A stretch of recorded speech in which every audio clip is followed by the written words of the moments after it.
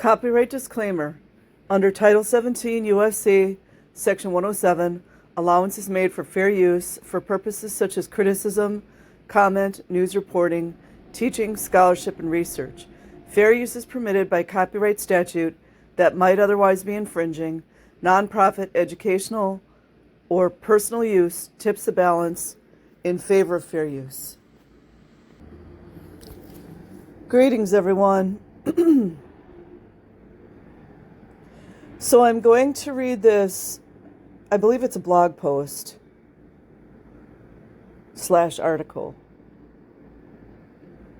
It's dated The Destruction of My Family, dated Sunday, 13 June 2010. So the print is way too small for me to read on the phone. So I'm going to read it on my tablet. And as usual, I will leave the link in the description box.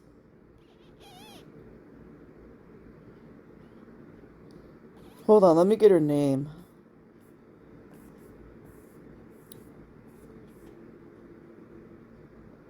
And this is from Melissa Paris.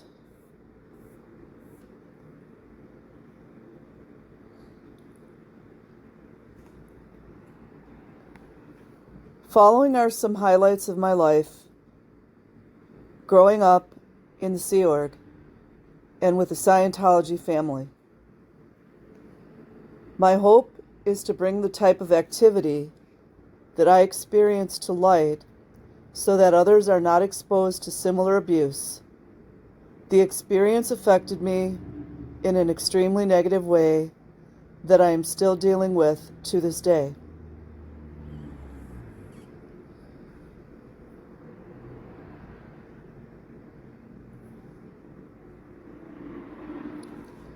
I was born in Geneva, Switzerland, and I lived there with my parents, older sister, and younger brother. When I was 4 years old, my parents, both Scientologists, divorced, and my father got full custody of my sister Valeska, brother Raphael, and me. He decided to join the Sea Org in West Sussex, UK. So we moved there and lived in the housing provided. My mom came with us at first, but she was told that she couldn't stay.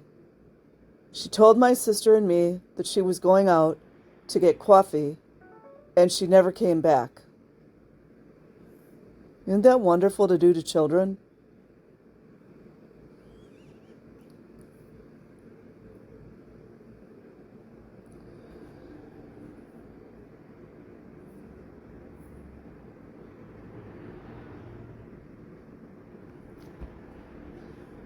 We spent the first night, all four of us, on a twin-size mattress that had bugs on it and smelled like urine. I remember that I was completely homesick, sad, and crying because I missed my mom. None of us spoke English, which made it so much worse. This is how children get treated.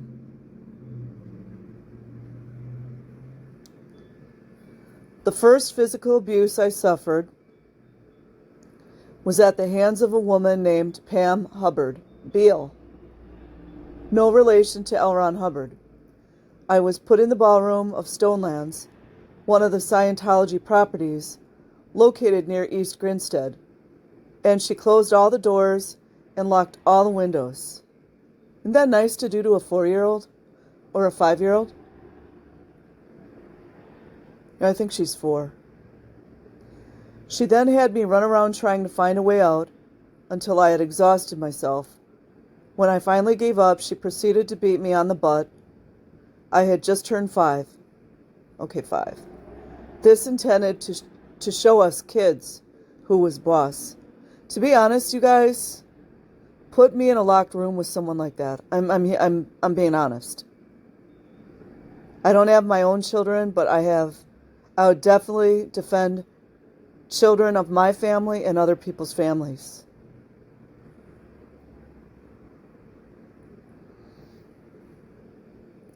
The people supposedly taking care of us, Scientologists, didn't regard us as children.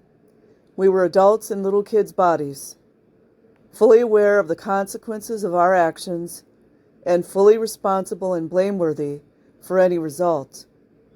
Any mistake was regarded as a premeditated and deliberate act of destruction.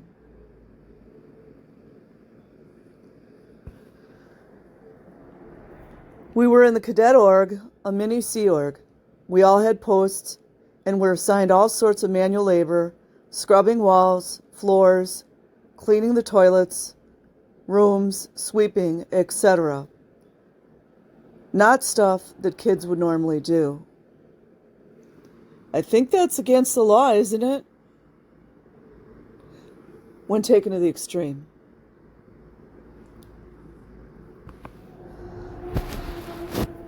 Our cook, John Harvey, would refuse to feed us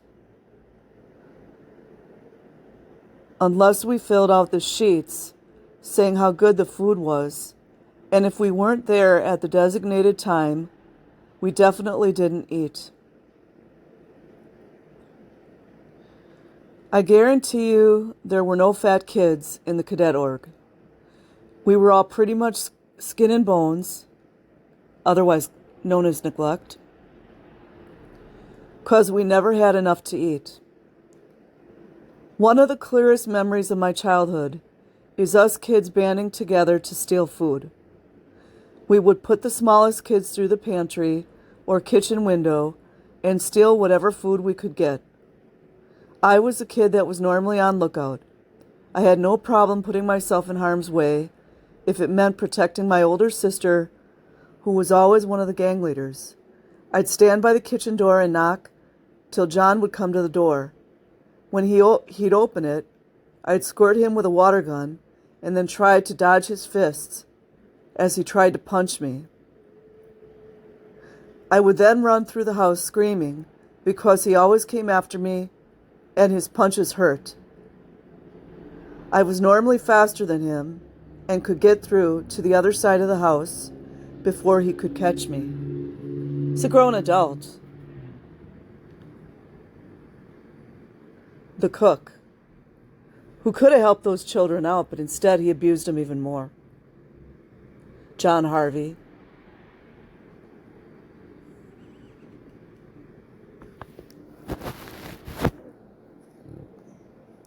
When I first came to the Cadet Org, we had a governor that watched over the smaller kids.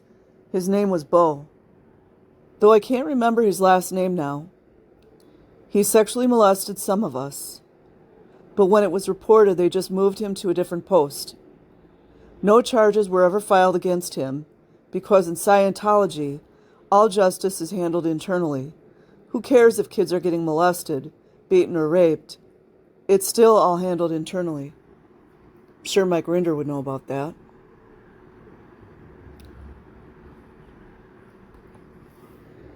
After Bo, we got Dominique and Heather. Dominique was by far the worst governess we had. Wonder how old she was. I think I became the one kid she hated more than anyone, and she decided she was going to break me no matter what. The first time she punched me in the face was when I was 10 years old. I'd been hit before by our other caregivers, but never hard enough to knock me out. She punched me right in the face. The force of the blow sent me slamming into the wall behind me, and I was out. This, like all other incidents, was covered up. I'm going to say that again. This, like all other incidents, was covered up. Bruises and other evidence of abuse were supposedly due to fighting between children. They're always good at the cover-up, aren't they?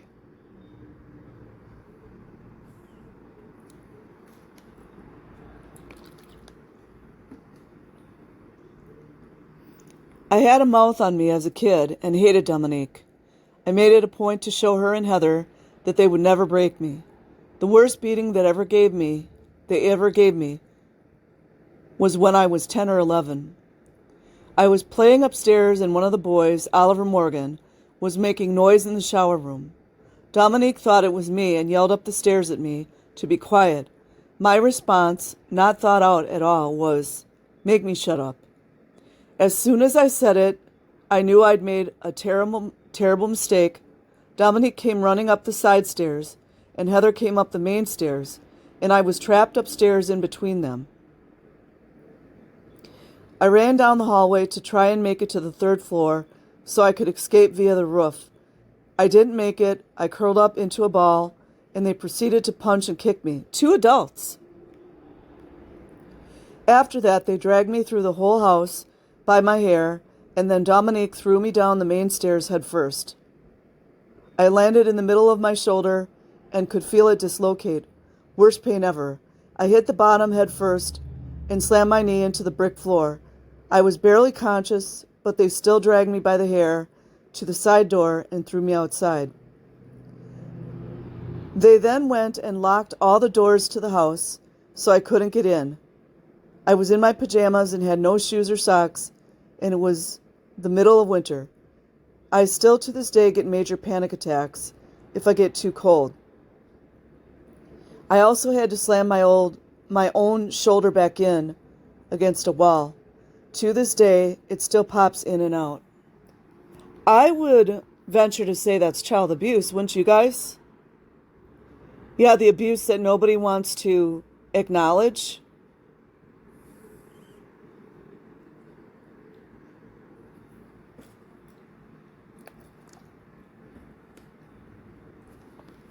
This incident was the only time my dad ever said anything to Dominique about the physical abuse we experienced. I complained to him many times, but he did nothing. You know why? Because the dad knew that these two almost killed her. That's the only reason, unfortunately.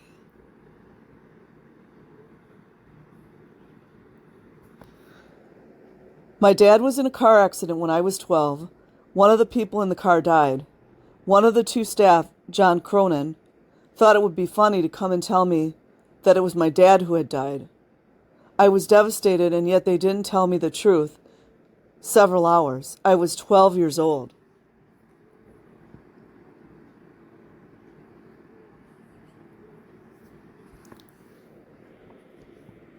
That was the last straw for me.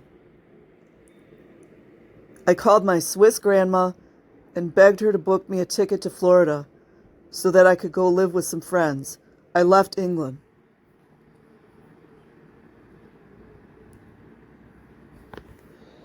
The above is just a very small snippet of some of the atrocities that were committed in the cadet org. I can't recall the number of times I was hit, knocked unconscious, and we wrote reports, and yet nothing was ever done about it. Yeah, it never is it?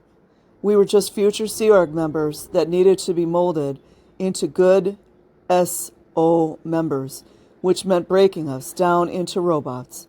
I was unbreakable, but I paid a price to maintain my integrity.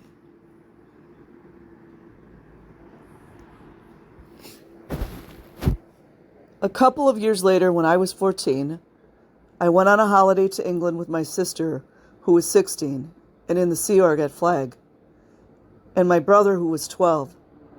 We went to see my stepmom, Angela. While I was there, I decided to join the Sea Org in England, thinking that this was the right thing to do.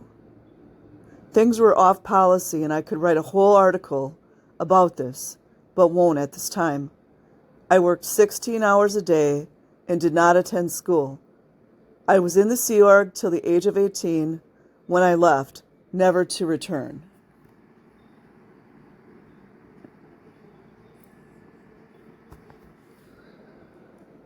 When I was 15, my mother was declared.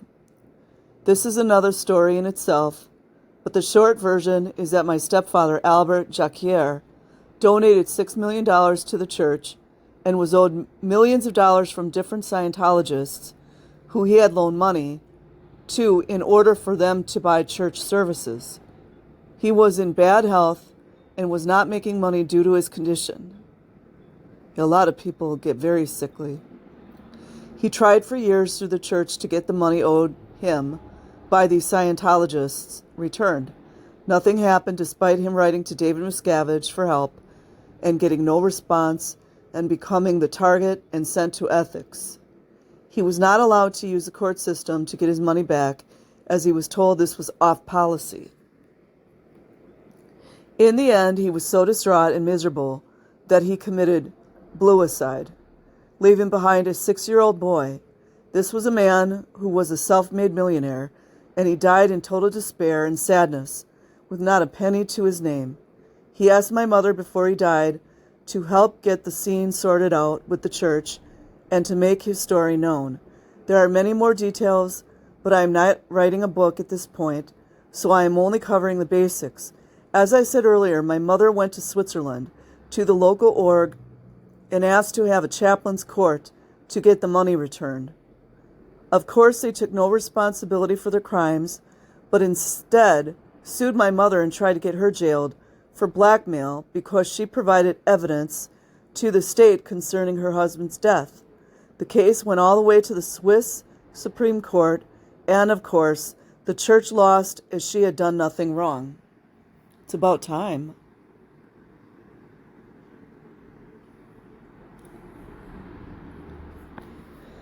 The result of this was that my sister, 17 at the time, brother, 13 at the time, and me were ordered to disconnect from our mother, or we would be declared SPs and kicked out of the church, and we would also lose our father and stepmother. Not knowing what else to do, and being convinced that this was the right thing to do, we all disconnected from my mother, who we all loved very much. As a note, my father was living in the States and divorced from my stepmom. My brother and I were living in the UK with our stepmother, but no actual parent, and my sister was living in Florida in the Sea Org by herself. That's typical. With no parent or legal guardian, and had been since the age of 14. Yeah, that's the place that Serge Del Mar always talks about, the Harrison Hotel. Yeah, children right now, as we speak, are being essayed and RAPED in there.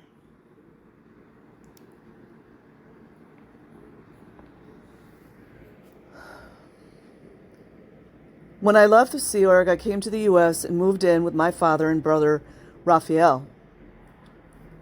My father's wife and I had some disagreements, and they forced me out. I lived in a very dangerous part of Chicago by myself in an apartment. This was scary for me, and I was not enjoying life. I was invited to Scotland to see some friends, and when it was time to go back to Chicago, I could not bear the thought of returning to the life I had led. I called my Swiss grandma on my mother's side and begged her to let me come and live with her. My father got the news that I had done this and called me and let me know that he was disconnecting from me because I was in communication with my grandma, who was connected to my SP mother. Some of these Scientologists get what they deserve, honestly. I was devastated by this. This is my father, and I was 18 years old. I loved my father and could not believe that he would do this. Well, also, too, didn't he just push her out? Like, she had a place to stay and...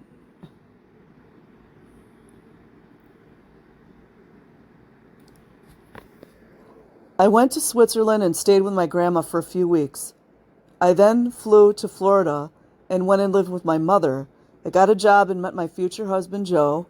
I was living with my mother for a few months before I moved into my own place with Joe. He had a baby boy who I have raised for the past 10 years. I got a college degree and continued working. I was visited by OSA Flag. You know what's funny? I'm going to continue, but you know what's really funny to me, and I'm being very sarcastic and nasty, is that these OSA, they're all men. Well, I mean, I guess there are some women, as Tori had explained, but they love to pick on women. I'm just saying. I was visited by OSA Flag in order to disconnect from my mother, or I would be declared an SP and would lose my father, brother, sister, and stepmom. They tried to get me to come into Flag, but I did not want to, and did not want to disconnect from my own mother. Imagine that a young lady does not want to disconnect from her mother.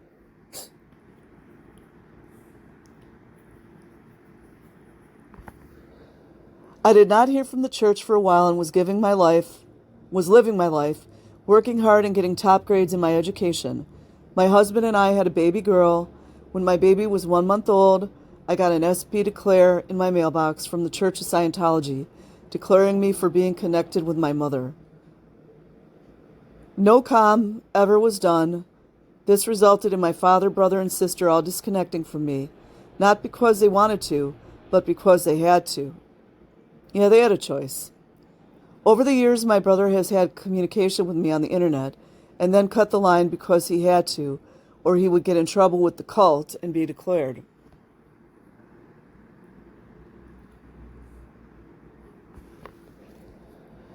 In September 2009, I got a phone call from my sister who had left the Sea Org and wanted to get my situation sorted out so that our family could be put back together.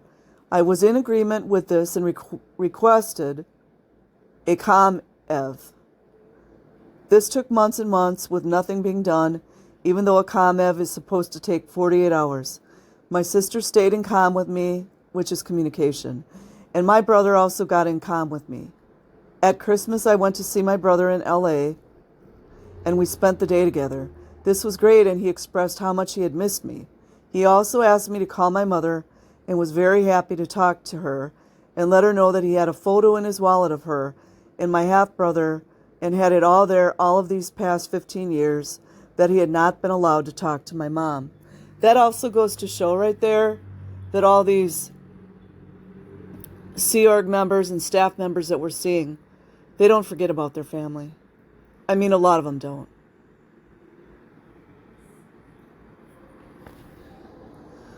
I went home, and then the shit hit the fan. My brother called Angela, my stepmom growing up, and told her what had happened. She is in the Sea Org in England, and told him that this was off policy, and quoted the reference from OEC Volume 1. Raphael went and spoke to CMO Terminals in LA, who told him that my idea of being in comm with my sister was disapproved. He was then sent to see OSA Int in LA, who ordered him to disconnect from me and take me off Facebook within 24 hours or he would never get his bridge and would be declared an SP. So my brother, not knowing what is really right and being scared, took me off Facebook and has not spoken to me since. I say don't make excuses for these people. I mean, I do understand we can see the blackmail, we can see the fear, but stand up for something.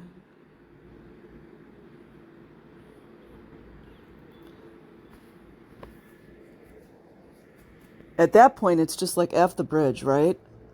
My sister refused to disconnect from me. This resulted in my father and brother both disconnecting from her. By the way, my sister is pregnant. Very nice to have that happen when you are pregnant. My sister has email from our dad where he states he will never be able to see his granddaughter, my daughter, who, by the way, does not understand why she can't see her granddad and is quite hurt by this. And now he probably won't be able to meet his grandson, my sister's boy.